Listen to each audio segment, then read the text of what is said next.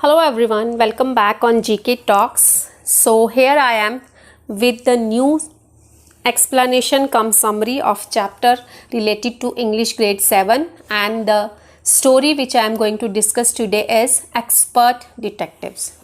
So today in this video I am going to discuss the story in Hindi. So in this chapter you are going to see the characters.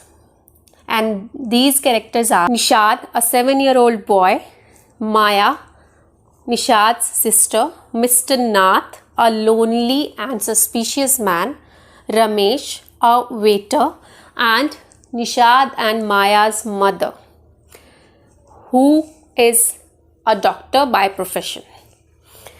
So let's begin the summary in Hindi. Nishad और उसकी 10 साल की बहन माया दोनों ही अपने पड़ोसी mister नाथ को लेकर हमेशा ही उत्सुक रहते थे। एक बार निषाद का कंचा गलती से मिस्टर नाथ के घर के अंदर चला गया और उसे घर के अंदर झांकने का एक मौका मिल गया। निषाद को लगा कि वह कोई क्रिमिनल है तो पुलिस से बचता फिर रहा है। उसके चेहरे पर एक घाव का निशान है और उसका कोई फ्रेंड भी नहीं है। पर उसकी माँ के लिए मिस्टर नाथ एक मरीज़ हैं और उनकी माँ ने बताया था कि वह एक पोलाइट पर्सन है। निषाद का दूसरा नाम 7 भी था क्योंकि उसका नाम संगीत के 7th नोट निषाद पर था। दोनों बच्चे अपने रहस्यमयी पड़ोसी के बारे में चर्चा कर रहे थे। वे उसकी आर्थिक स्थिति, उसके खान पान का जरिया इत्यादि की चर्चा कर रहे थे। निषाद के अनुसार वह एक गरीब व्यक्ति था। मिस्टर नाथ एक गरीब व्यक्ति था, उसके पास ज़्यादा पैसे नहीं थे, जबकि माया को लगता था कि उसके पास ढेर सारा धन है और उसने वही पैसे अपने कमरे में छिपा कर रखे हैं। इसके बाद मिस्टर नाथ के चेहरे का घाव दोनों बच्चों को परेशान कर रहा था। उन लोगों को लग रहा था उसे यह जख्म पुलिस से मुठभेड़ के दौरान लगा होगा। अपनी माँ के जन्मदिन पर निषाद उनके साथ क्लिनिक तक गया। वहाँ पर उसने मिस्टर नाथ को देखा। वह उनके दुबले पतले शरीर को देखकर चौंक गया। उस दिन शाम को निषाद उनके घर पर गया एवं उसे चॉकलेट दी। निषाद थोड़ी देर के लिए रमेश से मिला, जो पास के रेस्टोरेंट से मिस्टर नाथ के लिए खाना लाया करता था। रमेश ने उसे बताया कि मिस्टर नाथ दिन में 2 बार भोजन करते हैं तथा सुबह और शाम की चाय भी लेते हैं।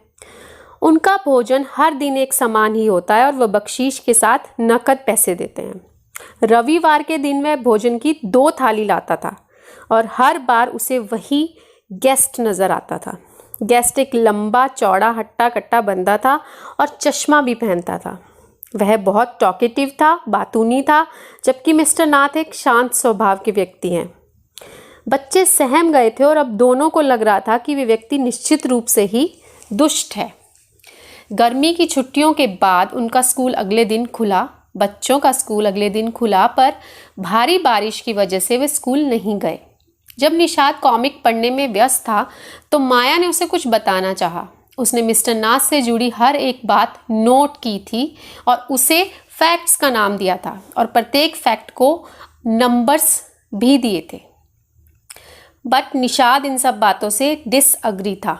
माया उसे अपराधी कह रही थी।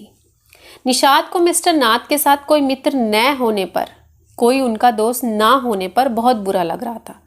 पर माया के अनुसार प्रत्येक रविवार को उससे मिलने वाला व्यक्ति उसका साथी है और लूट का सामान छिपाने में भी भागीदार है।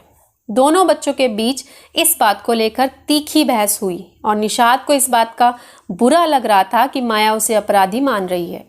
निषाद बस इतना जानना चाहता था कि मिस्टर नाथ इतने दुबले पतले और अकेले क्यों हैं।